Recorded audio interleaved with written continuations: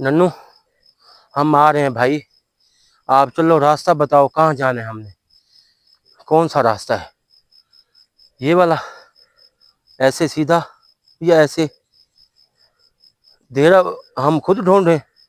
यार अगर गुस्सा कर रहे हो, मैं ये कहता हूँ, मैं माफी मांगता हूँ इस चीज के लिए। यार माफी मांगता हूँ, मैं 25 दिन नहीं आ सका यार। इसमें इतनी इतनी बड़ी मुश्किल है मुझे।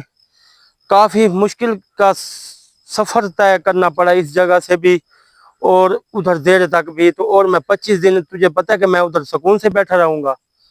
ये बता, इस चीज के लिए तुझे शर्म नहीं आती कि जानू भाई इतना परेशान होगा कि मैं इधर तक नहीं पहुंचा, पानी था तो आपको कोई परेशानी नहीं आई। 25 दिन मैं कहता हूँ मैं नहीं पहुंच सका। ये कहाँ है चालू भाई? है?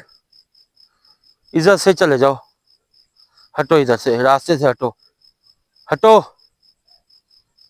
हट इधर से। तुझे कह नहीं रहा, हट इधर से।